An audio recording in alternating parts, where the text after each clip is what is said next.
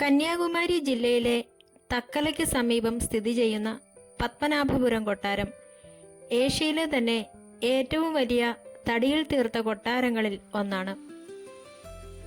തിരുവിതാംകൂർ രാജവംശത്തിന്റെ പഴയ ആസ്ഥാനമായിരുന്ന ഈ കൊട്ടാരം വാസ്തുവിദ്യയുടെയും ചരിത്രത്തിന്റെയും ഒരു അത്ഭുതമാണ്. 16-ാം നൂറ്റാണ്ടിൽ തിരുവിതാംകൂർ ഭരിച്ചിരുന്ന ഇരവിവർമ്മ കുലശേഖര പെരുമാളാണ് ഈ കൊട്ടാരം നിർമ്മിച്ചത്. അന്ന് കൽക്കുളം കൊട്ടാരം എന്നായിരുന്നു ഇതറിയപ്പെട്ടിരുന്നത്. വേണാട് രാജവംശത്തിന്റെ ഭരണകേന്ദ്രമായിരുന്നു ഇവിടം. ഈ കൊട്ടാരത്തിന്റെ ചരിത്രത്തിലെ ഏറ്റവും പ്രധാനപ്പെട്ട കാലഘട്ടം 18-ാം നൂറ്റാണ്ടിൽ അനിഴം തിരുനാൾ മാർത്താണ്ഡവർമ്മ മഹാരാജാവിന്റെ ഭരണകാലമാണ്. അദ്ദേഹം കൊട്ടാരം പുനർനിർമ്മിക്കുകയും വികസിപ്പിക്കുകയും ചെയ്തു.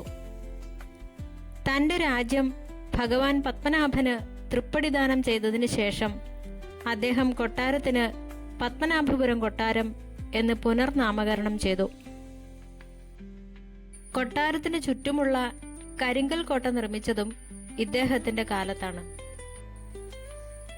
1795-ൽ കാർത്തിക തിരുനാൾ രാമവർമ്മയുടെ കാലത്ത് ഭരണസൗകര്യത്തിനായി തലസ്ഥാനം പത്മനാഭപുരത്തു നിന്നും തിരുവനന്തപുരത്തേക്ക് മാറ്റി.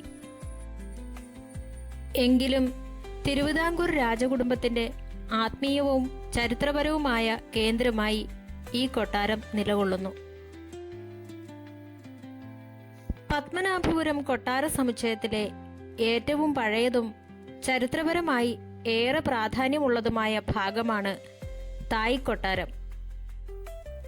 കൊട്ടാര സമുച്ചയത്തിലെ ആദ്യത്തെ നിർമ്മിതിയാണിത്. കൊല്ലവർഷം 725-ൽ ഇരവിവർമ്മ കുലശേഖര പെരുമാളിന്റെ കാലത്താണ് ഇത് പണി കഴിപ്പിച്ചത് എന്ന് കരുതപ്പെടുന്നു. തിരുവിതാംകൂർ രാജവംശത്തിന്റെ ആദ്യ രൂപമായ വേണാട് ഭരണാധികാരികളുടെ വസതിയായിരുന്നു ഇത്. തനി കേരളീയ ശൈലിയിലുള്ള നാലുകെട്ട് മാതൃകയിലാണ് തായ് കൊട്ടാരം നിർമ്മിച്ചിരിക്കുന്നത്. ഇതിന് നടുമുറ്റവും ചുറ്റിലും വിശാലമായ വരാന്തകളുമുണ്ട്. പൂർണമായും തടിയിൽ തീർത്ത ഈ ഭാഗം നൂറ്റാണ്ടുകൾ കഴിഞ്ഞിട്ടും കേടുപാടുകൾ കൂടാതെ നിലനിൽക്കുന്നു എന്നത് അത്ഭുതകരമാണ്. തായ് കൊട്ടാരത്തിന്റെ താഴത്തെ നിലയിൽ സ്ഥിതി ചെയ്യുന്ന ഒരു പ്രത്യേക ഭാഗമാണ് ഏകാന്ത മണ്ഡപം. കൊത്തുപണികളാൽ സമൃദ്ധമായ ഒരു ഒറ്റത്തടി തൂൺ ഇവിടെ കാണാം. ഇതിൽ മനോഹരമായ പൂക്കളും ലതകളും കൊത്തിവെച്ചിട്ടുണ്ട്. പ്രധാനമായും പൂജകൾക്കും ആത്മീയ കാര്യങ്ങൾക്കുമാണ് ഈ സ്ഥലം ഉപയോഗിച്ചിരുന്നത്. തടിയിൽ തീർത്ത മേൽക്കൂരയിലെ സൂക്ഷ്മമായ കൊത്തുപണികൾ ദക്ഷിണേന്ത്യൻ കരകൗശല വിദ്യയുടെ മികവ് വിളിച്ചോതുന്നു. മുറികൾക്കുള്ളിൽ ആവശ്യത്തിന് വെളിച്ചവും വായുസഞ്ചാരവും ലഭിക്കുന്ന രീതിയിലാണ് ഇതിന്റെ ജനാലകളും വാതിലുകളും ക്രമീകരിച്ചിരിക്കുന്നത്.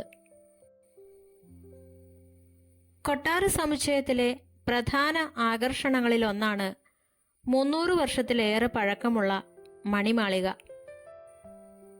ഇതിലെ ക്ലോക്ക് ഇപ്പോഴും കൃത്യമായി പ്രവർത്തിക്കുന്നു എന്നത് അത്ഭുതകരമാണ്.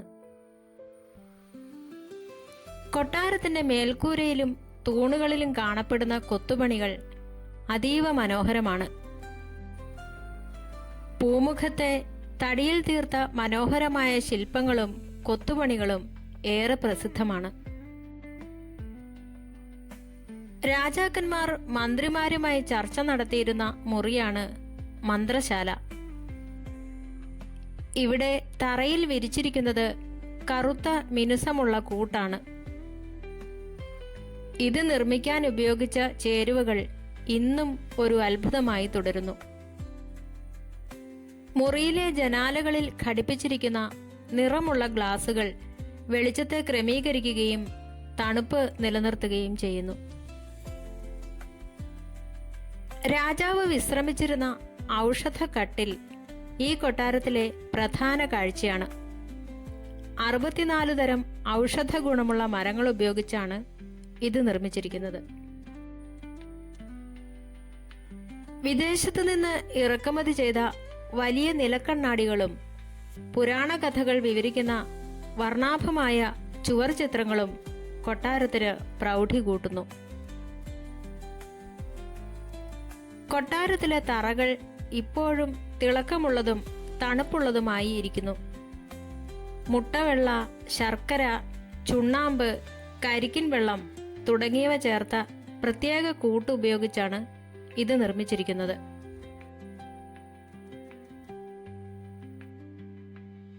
ആചാരപരമായ ചടങ്ങുകൾ നടന്നിരുന്ന ഹോമപുരവും ഒരേ സമയം 2000-ഓളം പേർക്ക് ഭക്ഷണം കഴിക്കാൻ സൗകര്യമുള്ള ഊട്ടുപുരയും ഇവിടെയുണ്ട്. പണ്ട് നടന്ന മുറജപം പോലുള്ള ചടങ്ങുകളിൽ ആയിരക്കണക്കിന് ആളുകൾക്ക് ഇവിടെ സദ്യ നൽകിയിരുന്നു. വിദേശ വിരുന്നുകാരെ സ്വീകരിക്കാനായി നിർമ്മിച്ച ഇന്ദ്രവിലാസം കൊട്ടാരത്തിൽ യൂറോപ്യൻ വാസ്തുവിദ്യാ ശൈലിയുടെ സ്വാധീനം കാണാം.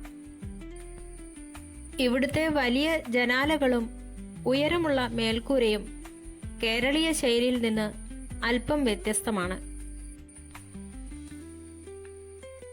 കൊട്ടാരത്തിനുള്ളിൽ തന്നെ പഴയകാലത്തെ ആയുധങ്ങൾ, നാണയങ്ങൾ, ശില്പങ്ങൾ എന്നിവ പ്രദർശിപ്പിച്ചിരിക്കുന്ന ഒരു മ്യൂസിയമുണ്ട്.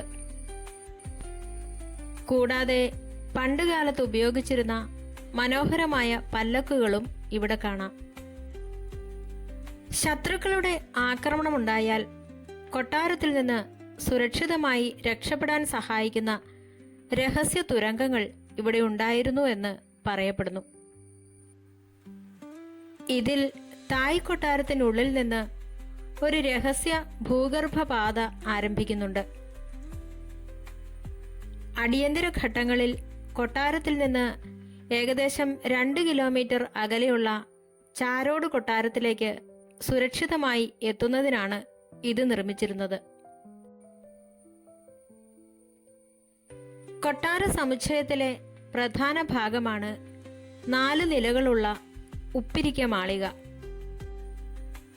ഇതിന്റെ മുകളിലത്തെ നിലയിൽ രാജാവിന്റെ കിടപ്പുമുറിയും പൂജാമുറിയുമാണ് ഉള്ളത്.